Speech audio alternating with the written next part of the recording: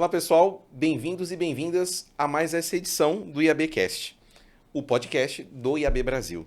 Eu sou Marcondes Farias e esse ano eu estou atuando como o presidente do Comitê de Inteligência Artificial aqui no IAB Brasil, mas eu não estou sozinho, tenho aqui do meu lado Adriano Henriques. Oi pessoal, Adriano, vice-presidente do comitê, prazer de dividir essa mesa com o Marcondes. Pessoal, nessa temporada do podcast do IAB Brasil, a gente quer trazer temas que já foram discutidos dentro dos nossos comitês de forma aberta, para que vocês também consigam participar de forma mais imersiva. A gente tenha mais tempo para discutir alguns dos temas que foram trazidos dentro dos grupos e comitês. Hoje, especificamente, a gente tem um convidado muito especial. Está aqui com a gente no IABcast de hoje, Rafael Nasser, CEO da Hoggart no Brasil. Rafa, bem-vindo à nossa edição do IABcast. Obrigado. É um prazer estar aqui. Agora participando com vocês é mais legal ainda, né? Eu já acompanho o trabalho e vai ser muito legal a gente poder aprofundar e discutir mais temas sobre inteligência artificial. Estou muito animado. Que bacana. Então, vai ser um baita bate-papo aqui com o Adri e com você. Adri, vamos abrir então essa edição? Vamos lá. Rafa, da última vez que a gente teve você no comitê, você falou que a AI ajudava a tua empresa a ir além da escala humana. Conta um pouco para a gente como isso funciona e quais são os desafios atrás disso. Legal. E além da escala humana é o seguinte, né? Quando você começa a combinar os humanos com inteligência artificial, principalmente estamos falando de AI generativa, né? E você está falando sobre criar conteúdo, a gente percebeu que dava para ir além da escala humana, ou seja, fazer 10 mil versões de uma campanha personalizada em prazos muito curtos. Esses foram 3 meses. A gente fez uma outra campanha com 50 mil versões de mensagens em uma semana para uma campanha específica no dia do hambúrguer, por exemplo. Isso é maravilhoso no que se refere à personalização. E, ao mesmo tempo, a gente começou a perceber que, se eu faço uma campanha além da escala humana, como é que eu supervisiono? Como é que eu faço uma supervisão que também não vai dar para ser feita por humanos? Eu vou criar uma outra AI para acompanhar o que está sendo feita? Ou eu vou começar a criar guardrails, né, controles, e colocar camadas humanas nesse processo para começar a avaliar? Então, na verdade, a resposta é tudo. Você começa a criar agentes para fazer essa supervisão, você começa a colocar humanos e você também vai trabalhar com um certo risco, né? E aí entra a relação sua com o seu cliente. O cliente está preparado a fazer 50 mil mensagens e pode ser que aconteça alguma coisa? Né? Obviamente o cliente vai falar que não. E aí você constrói com ele esse tipo de trabalho. Você está dizendo então que tem um balanço entre quanto risco eu tomo e, com base nesse risco, eu posso ter, inclusive, resultados melhores, porque eu vou permitir que a AI crie de maneira mais aberta, ou eu fecho um pouco a porta e eu diminuo um pouco a performance. E essa escolha, quem faz? É maravilhosa a sua pergunta. Eu sempre penso num grupo de pessoas, né? Os clientes que estão mais maduros no tema, eles começaram a ter departamentos dentro deles, seja dentro do jurídico ou em outras áreas, está no marketing, mas especializado em inteligência artificial. Então, eles entendem os riscos e entendem a forma de trabalhar.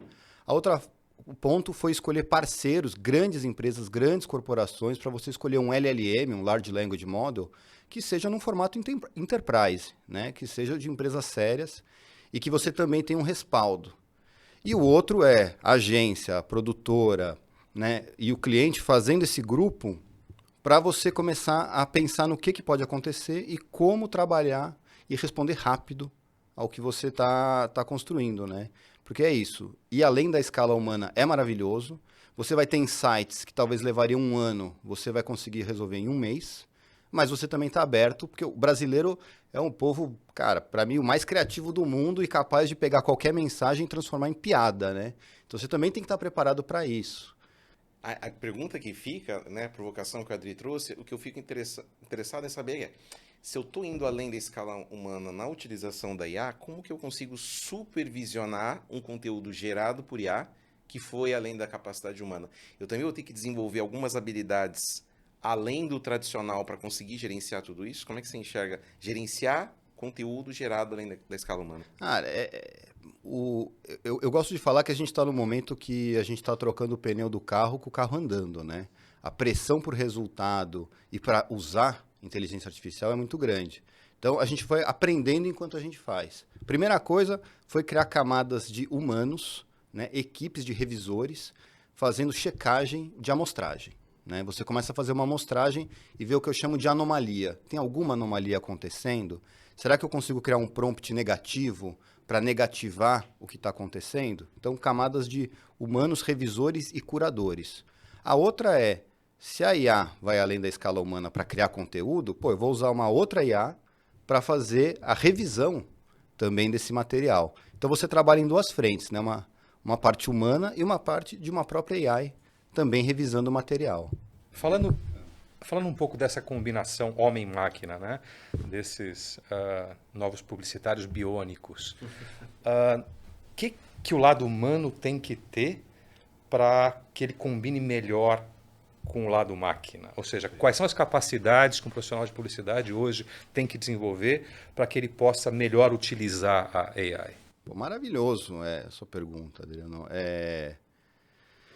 O que a gente está enxergando que está acontecendo no mercado, né? Se você pega uma ferramenta de inteligência artificial boa, potente, você consegue fazer uma entrega boa, você consegue fazer uma entrega ok. Vamos dar de 0 a 10 uma nota? Eu consigo fazer uma entrega nota 6 rápido, né? Que talvez um assistente, uma pessoa que está no começo de carreira também conseguiria. Então, beleza. Tirar uma nota 6, 7, está ficando fácil. Só que agora o que está ficando difícil? Tirar uma nota 10, né? Fazer essa combinação do que você está falando.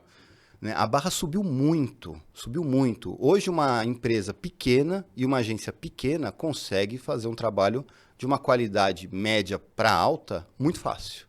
Então você fala, tá, eu preciso ter profissionais que combinem o melhor dos dois. Então a gente está vendo uma seniorização de talentos. E eu não estou falando só de idade, mas de capacidade de conhecimento, né? Uma capacidade de conhecimento analítico, de cruzar dados, bagagem cultural, repertório, para poder pegar todo esse conhecimento e esse repertório e imputar dentro de uma inteligência artificial para você dar esse próximo passo de qualidade. Né? Então, a combinação de gente extremamente talentosa, né? Com saber usar as ferramentas, saber pedir, saber construir. Isso é o salto que a gente está vendo para tirar 10 agora, né? Pelo que você está falando, tem dois tipos de desafio, né? Tem um que é para o profissional que tem contexto, que tem repertório, ele aprender a utilizar melhor as ferramentas. E para o profissional novo, aquele que está entrando no mercado, qual é o desafio? Já que você acabou de dizer que o trabalho dele, ele começaria algum tempo atrás operando, trabalhando, mão na massa, em tarefas mais operacionais, até entender o negócio. Hoje em dia, a máquina faz isso. Ele já chega com a possibilidade de gerenciar executores através de AI. Como esse profissional pode se desenvolver no mercado? Tem espaço para ele? Tem espaço, e as empresas estão tendo que repensar a forma de contratar e de mentorar esses profissionais, né? A gente tem um caso, vou dar um exemplo, a Ludmilla. Ludmilla é super jovem e ela sozinha criou uma campanha de ponta a ponta. De ponta a ponta. Ela construiu tudo da campanha. Literalmente, a parte criativa, o vídeo, o filme, o texto. E ela é super jovem. Ao mesmo tempo, tem outros funcionários nossos que travaram nesse processo. Por quê? Porque faltou experiência, e uma coisa que você tinha comentado até, Adriano, desse jovem mais ousado, né? Então, esses jovens mais ousados estão saindo fazendo, né? O que tem um risco, né, de você sair fazendo e esquecer do compliance, esquecer das regras. Mas eles não têm aquelas barreiras naturais que a gente naturalmente nós fomos criando ao longo do tempo e que eles não têm esse viés de barreira. Não tem esse viés de barreira. Então, por um lado, é bom de você ver o pessoal, né, indo à loucura, mas a gente também está vendo muita gente perdida nesse processo. Então, respondendo a sua pergunta, o que a gente tem feito a gente tem dado aula para o time, literalmente. Tem desde os cursos onde você sozinho vai aprender, mas a última sexta-feira nós juntamos 30 pessoas do time para dar aula um dia inteiro para esse time criativo. É um time de criativo, de produção, onde a gente junto começou a fazer a construção de materiais, de assets, de conteúdo junto, para um ver como o outro trabalha, né? E aí misturando gente sênior com uma galera ousada, mas meio que sem saber o que estava fazendo, né? E aí, o que a gente percebeu é que isso vai ter que virar padrão. Treinamento de reciclagem, recapacitação contínuo, né? Porque é um novo modelo de se trabalhar. E dá para combinar os dois, né? Pegar gente jovem que não tem a experiência, mas está doida para fazer. Mas essa galera sênior, que tem muita experiência, muito know-how, trazer isso para você acelerar o processo desse jovem, né? Mas como também ajudar essa galera sênior a, como é que eu diria? Desaprender. Desaprender, total. Desaprender para poder tomar risco. Tem uma história que eu gosto muito, que é a história do freio do carro. Né? Quem aprendeu a guiar, sei lá, há 20 anos, aprendeu que você tem que frear em soquinho, porque senão o carro trava.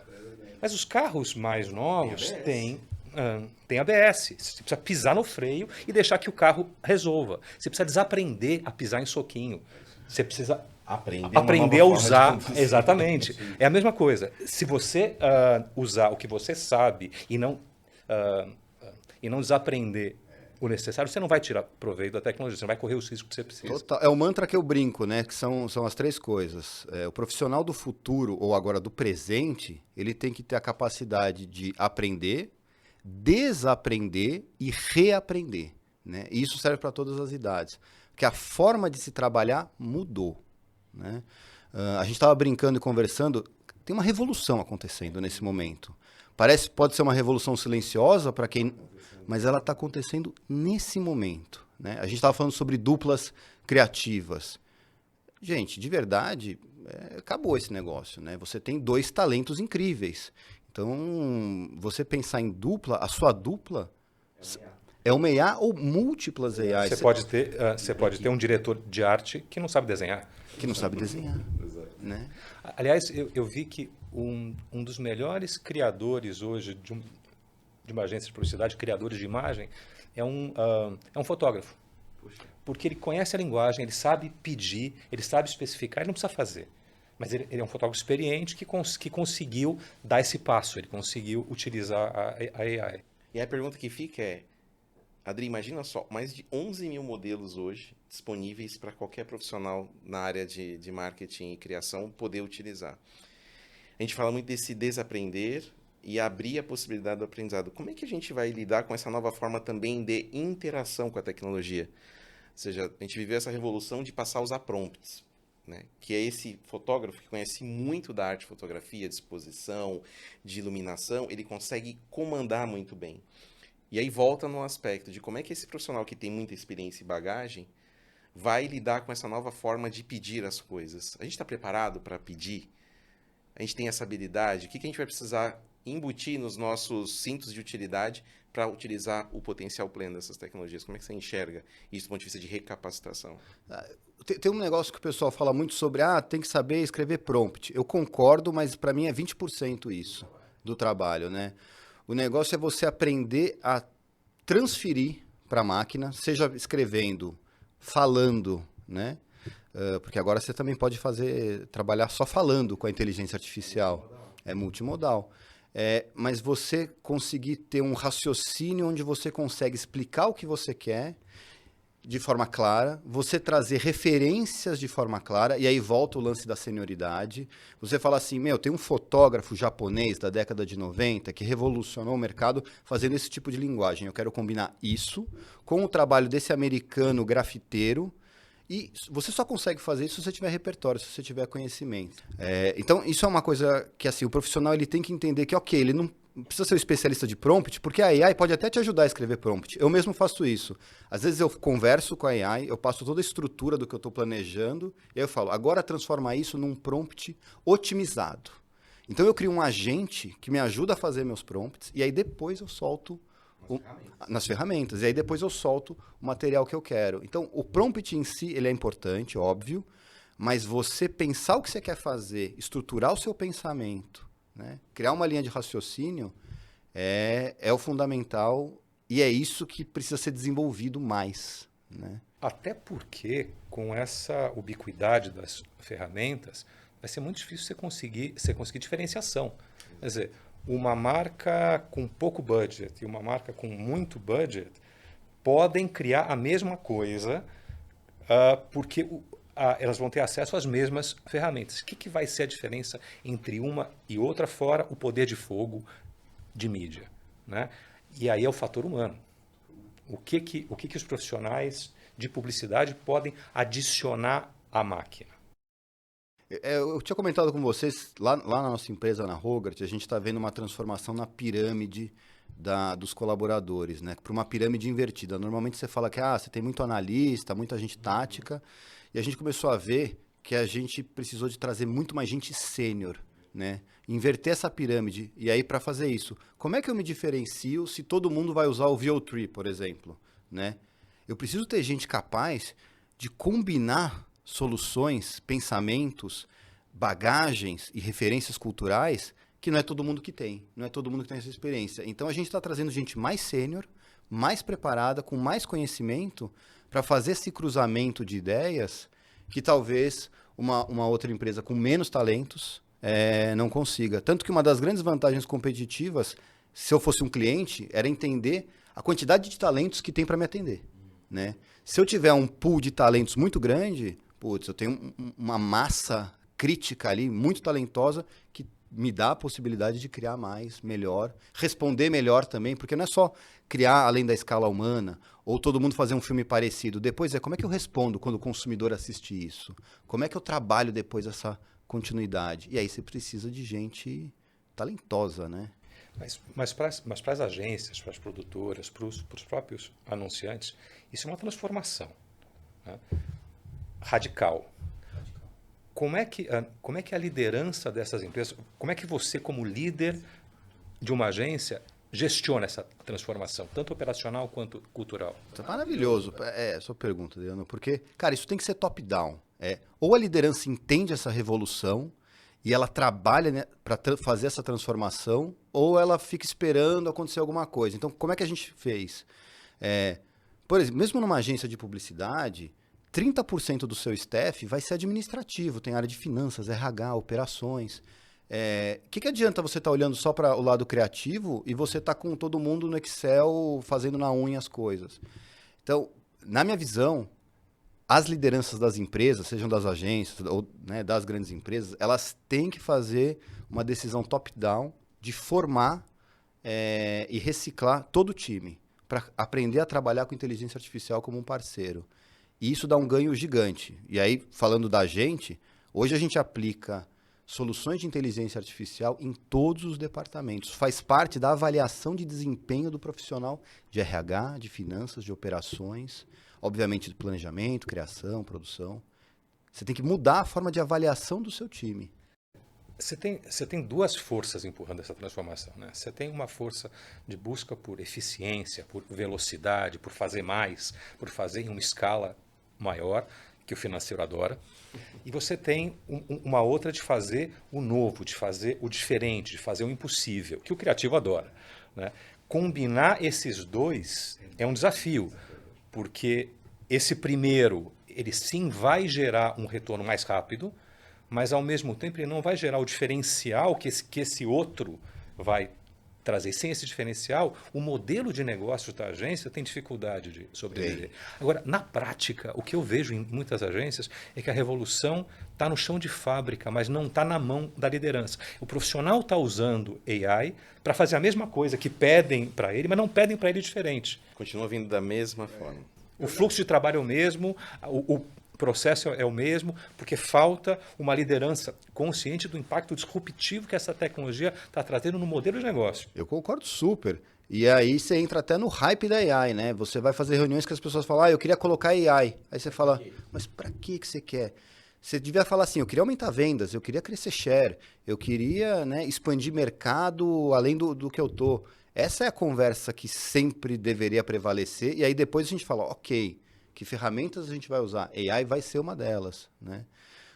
Então eu concordo super com você. Empresas onde a liderança não entendeu a revolução que está acontecendo já ficaram para trás. E depois que ela entende, ou seja, e seta essa visão, eu entendo que ela tem que comunicar essa visão, priorizar os projetos que vão fundamentar isso, governança, uma política de AI, as ferramentas, os dados, capacitação, reengenharia de processos. Exatamente. Para colocar isso em prática. E não é fácil, porque você entende a AI como uma ferramenta de corte de custos. E muito disso exige investimento. Exato. E essa equação de quanto eu corto de custo e quanto eu invisto em AI é fundamental. Você falou um ponto que agora eu me lembrei assim, teve gente que queria fazer campanha com AI porque achou que era mais barato. Eu falei, agora não é. Não é. Pode ser mais rápido, tá? Mas não é mais barato, né? O investimento para você treinar, capacitar, preparar é alto, é altíssimo. O que a gente tem feito é fazer isso de uma forma que seja divertida, que seja prazeroso para a equipe, seja para a equipe de finanças ou para a própria equipe de execução. Então, é trazer essas pessoas... Por isso que eu falo dos treinamentos in company, treinamento dentro da empresa com os times. Para o pessoal fazer junto, ver que fica mais legal, ver que fica mais divertido, ver que você ganha tempo, né? Porque a gente tinha só passado assim, ó, façam essa lista de treinamentos, assistam esses documentos, né, esses vídeos sobre compliance, e o pessoal ficou assustado. A primeira etapa, isso foi ano passado, o pessoal ficou assustado. E eu achava, pô, por que o pessoal está assustado? E é tão legal, só que para mim é legal, né? Talvez porque eu consegui enxergar o potencial. E aí a gente deu passos para trás para tirar esse medo e pegar na mão e fazer junto. E aí agora você ganha em vez de você ter só a liderança fazendo esse top-down, agora você tem, vindo de baixo para cima também, o pessoal feliz, querendo contar. Uma das coisas, a gente criou um campeonato mensal de qualquer colaborador, prêmio em dinheiro, qualquer colaborador pega uma dor que ele tem na empresa e ele traz uma solução que ele usou AI para resolver. E aí eles apresentam isso num comitê e aí a gente premia. Então, fazer um negócio de um jeito que seja interessante, que seja divertido, que você premie quem está aprendendo... Você cria uma nova cultura. Pessoal, o que vocês falaram para mim aqui, agora me veio uma reflexão. Será que a gente não está, eventualmente, correndo risco de estar colocando o famoso... Coloca ketchup na pizza, né? Coloca IA em tudo. Então, assim, a gente está correndo esse risco... É um risco real ou vale a pena correr esse risco? Depois, lá na frente, a gente vê. O que vocês querem responder sobre isso? Olha, dá vontade de falar, coloque em tudo e depois a gente vê. Mas isso é muito perigoso, né? Porque assim, eu sou entusiasta. Eu tô vendo uma transformação acontecendo na minha frente e estou extremamente empolgado. Mas é muito perigoso fazer isso. E esse é um dos problemas que a gente encontra até na relação com os clientes, de querer colocar AI em tudo. Não é assim. Entende onde é a sua dor. Entende... Tem um exercício que eu faço que é assim, imagina que a AI não existe. Joga fora. Vamos começar a reunião. Aonde está doendo? Qual que é o seu problema? Vamos pensar como a gente sempre pensou. Putz, eu tô com um problema em logística. Tá, cara, então é aqui que a gente vai olhar, vai mapear, vai entender se tem uma questão da entrega do produto até chegar no consumidor e talvez... inteligência artificial bem planejada aqui resolva. Provavelmente vai resolver, tá? Porque a AI é incrível, né? Mas eu sempre falo isso. Tira a AI da mesa e começa a conversa sem ela. E fala qual que é o ponto que a gente quer trabalhar. E aí você, dentro do processo, você encaixa o que faz sentido. É o que eu estou fazendo. E aí, Adri? Não, acho que sim. E aí você vai encontrar sweet spots, né? Tarefas operacionais, tarefas que exijam resposta em tempo real, etc., são perfeitas para AI.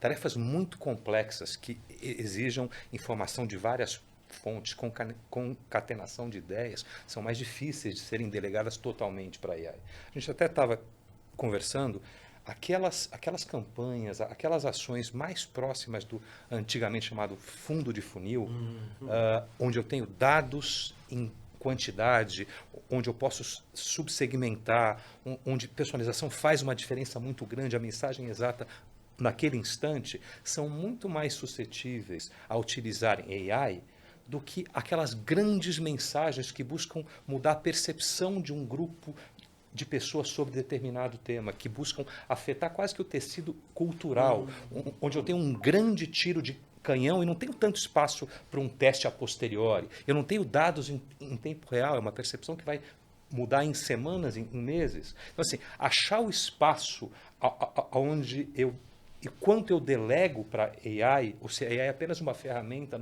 num processo, é um desafio humano. Olha que legal. E acho que quanto melhor a gente se tornar nisso, quanto melhor usuário da ferramenta a gente for, mais sucesso a gente vai ter. Felizmente o nosso tempo chegou ao fim. Eu queria agradecer aqui a presença do Rafael Nasser, CEO da Rocket Brasil. Rafa, muito obrigado pela tua presença, que a gente possa continuar discutindo aqui. Mensagem final para quem está acompanhando o nosso cast de hoje. Gente, obrigado. Bom, foi um prazer participar. Inteligência artificial é um tema extremamente interessante, tem uma revolução acontecendo e eu acho que todo mundo tem que se jogar de cabeça e entender um pouco mais. É isso. Obrigado, pessoal, e até a próxima edição. Obrigado, pessoal.